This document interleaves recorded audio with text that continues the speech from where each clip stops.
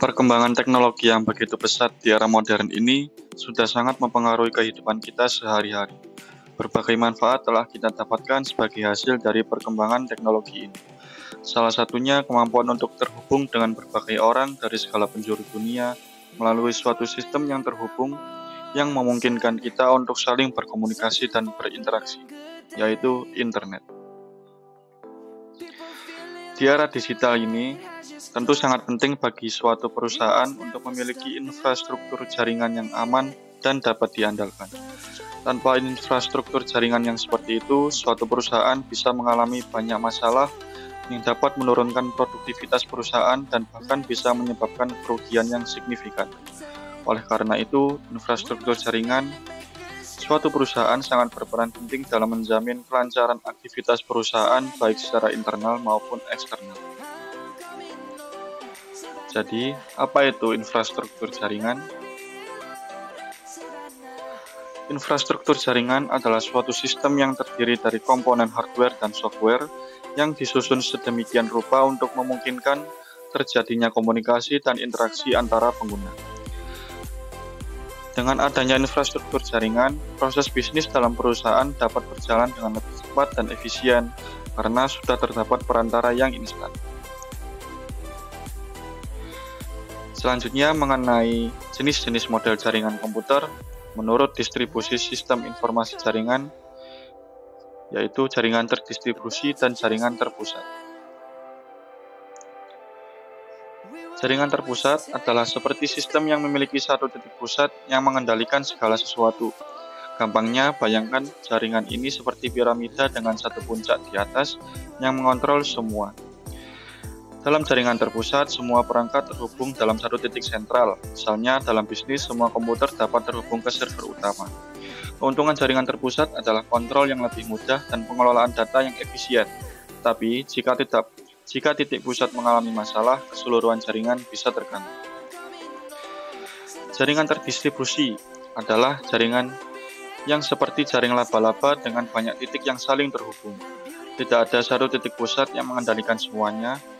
Dalam jaringan terdistribusi, perangkat saling terhubung dan dapat berkomunikasi satu sama lain tanpa melalui satu titik sentral. Contohnya adalah internet, di mana banyak server dan perangkat terhubung secara global. Keuntungan jaringan terdistribusi adalah ketahanan yang lebih baik terhadap kegagalan. Jika satu bagian rusak, jaringan masih bisa berfungsi karena perangkat lain dapat berfungsi secara langsung. Kemudian, jenis-jenis jaringan berdasarkan cakupannya. Yang pertama ada PAN atau Personal Area Network, lalu Local Area Network atau LAN, lalu Metropolitan Area Network atau MAN, dan terakhir World Area Network atau WAN. PAN adalah jenis jaringan yang sangat kecil, biasanya hanya mencakup perangkat-perangkat yang berada dalam jarak yang sangat dekat, seperti di sekitar satu orang atau satu ruangan. Sedangkan LAN adalah jaringan yang mencakup area yang lebih besar daripada PAN, biasanya di dalam suatu bangunan atau kantor yang sama.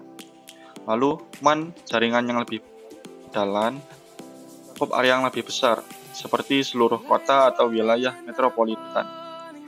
Dan terakhir, WAN adalah jenis jaringan yang paling luas, mencakup area yang sangat besar, seperti negara, benua, atau bahkan seluruh dunia. PAN adalah jaringan kecil untuk perangkat pribadi, LAN adalah jaringan di dalam satu bangunan atau kantor, MAN adalah jaringan di seluruh kota atau wilayah metropolitan, WAN adalah jaringan yang sangat luas mencakup negara atau seluruh dunia. Masing-masing jenis jaringan ini memiliki penggunaan yang berbeda-beda dan digunakan untuk menghubungkan perangkat atau jaringan dalam skala yang berbeda. Lalu, berdasarkan aksesnya, jaringan dibagi menjadi dua, yaitu internet dan intranet. Internet dan intranet adalah dua konsep yang berhubungan erat dalam dunia komputer, tetapi mereka memiliki perbedaan yang signifikan dalam hal aksesibilitas dan penggunaannya. Berikut penjelasan singkat tentang kedua. Internet adalah jaringan global yang menghubungkan jutaan komputer atau perangkat di seluruh dunia. Ini adalah jaringan-jaringan yang besar dan terbuka yang memungkinkan orang untuk mengirim, menerima, dan berbagi informasi, data, dan konten multimedia seperti teks, gambar, video, dan lainnya. Internet memungkinkan orang untuk berkomunikasi, menjelajahi situs web, menggunakan layanan online, atau bahkan bekerja sama di seluruh dunia. Intranet di sisi lain adalah jaringan internal yang dibangun di dalam organisasi atau perusahaan. Ini mirip dengan internet dalam hal bahwa ini juga merupakan jaringan komputer. Kesimpulannya, internet adalah jaringan global terbuka yang digunakan untuk berkomunikasi dan berbagi informasi di seluruh dunia. Sementara intranet adalah jaringan internal yang dibangun oleh organisasi untuk keperluan internal dan hanya dapat diakses oleh anggota organisasi tersebut. Menurut pembangunannya, jaringan dibagi menjadi dua, yaitu jaringan ad hoc dan infrastruktur. Jaringan ad hoc dan infrastruktur adalah dua jenis jaringan komputer yang berbeda dalam cara mereka menghubungkan perangkat. Jaringan infrastruktur adalah seperti jalan raya yang terorganisir dengan baik dengan pusat pengaturan, sementara jaringan ad hoc adalah jaringan yang seperti mobil-mobil yang berkomunikasi satu sama lain langsung tanpa perlu jalur tetap. Keduanya memiliki kegunaan yang berbeda tergantung pada situasinya. Jaringan infrastruktur lebih stabil, sementara jaringan ad hoc lebih fleksibel. Jaringan infrastruktur seperti tadi adalah sistem seperti jalan raya yang terstruktur dengan baik di mana setiap kendaraan dalam konsep ini perangkat memiliki rute dan jalur yang sudah ditentukan untuk bergerak. Dalam jaringan ini ada perangkat khusus yang disebut titik akses atau access point yang bertindak sebagai pusat kontrol. Ini seperti pusat pengatur lalu lintas di jalan raya.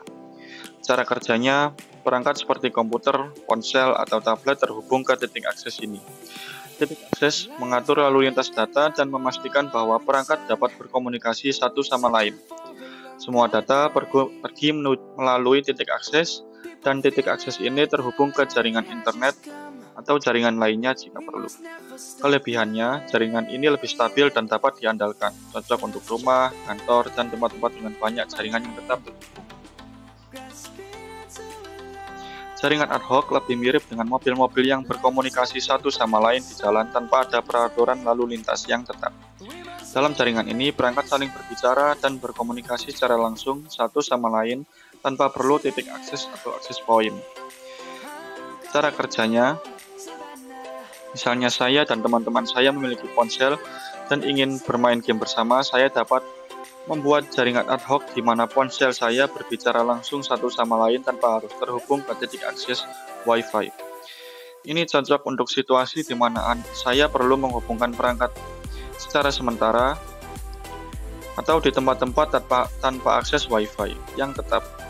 Kelebihan dari jaringan ini adalah lebih fleksibel dan tidak memerlukan infrastruktur yang tetap, cocok untuk situasi darurat atau ketika saya hanya perlu terhubung secara sementara.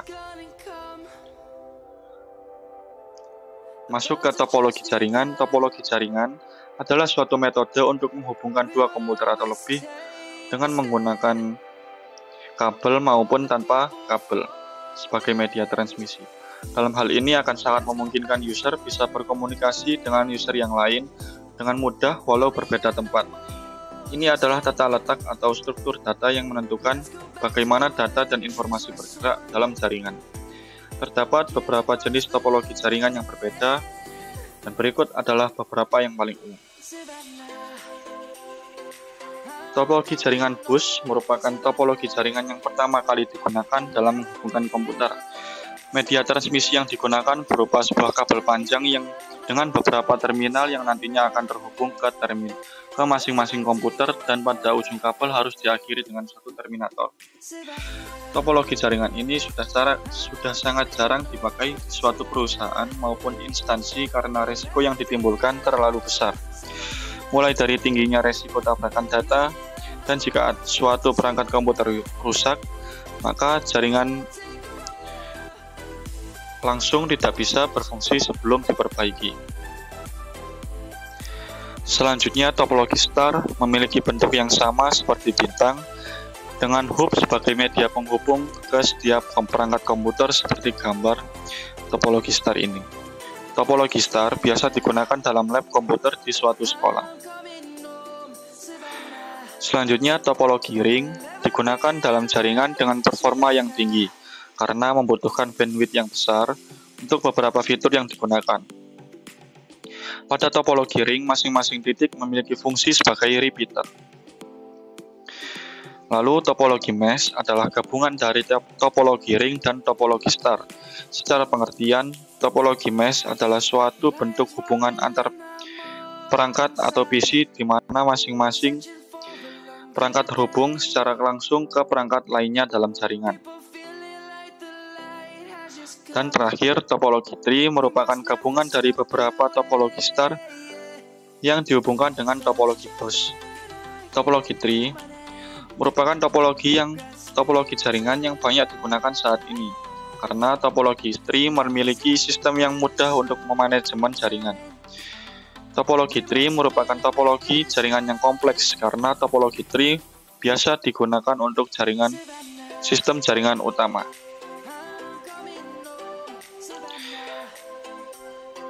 Ada dua klasifikasi dalam media transmisi, yaitu terpadu dan tidak terpadu. Keduanya bisa menjadi media transmisi lantaran dapat terwujud dalam bentuk gelombang elektromagnetik.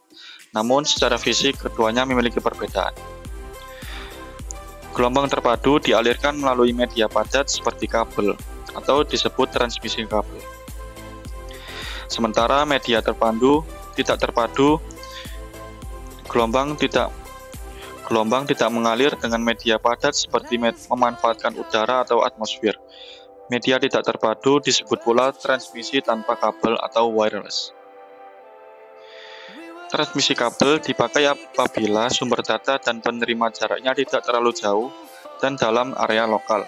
Namun, kabel termasuk komponen fisik jaringan yang rentan dan perlu instalasi secara cermat.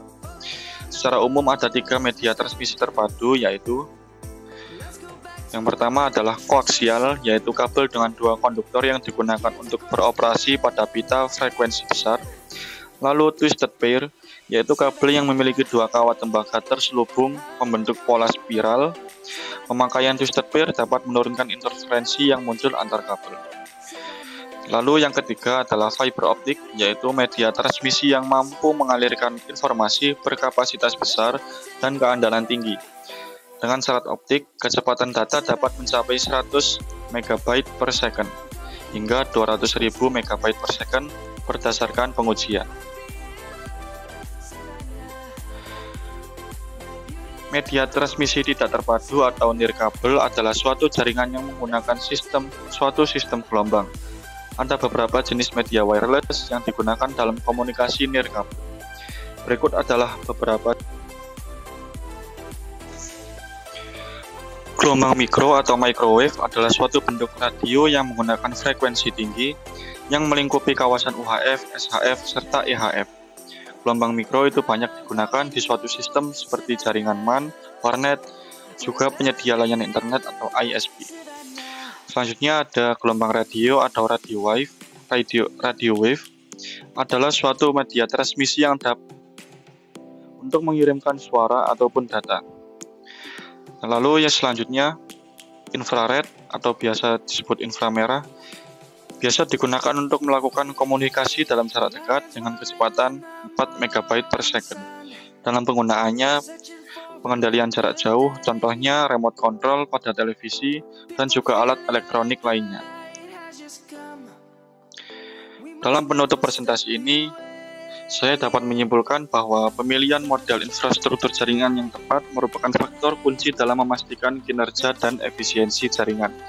Dengan memahami berbagai model infrastruktur jaringan seperti topologi, media transmisi, dan arsitektur, kita dapat merancang jaringan yang sesuai dengan kebutuhan bisnis kita.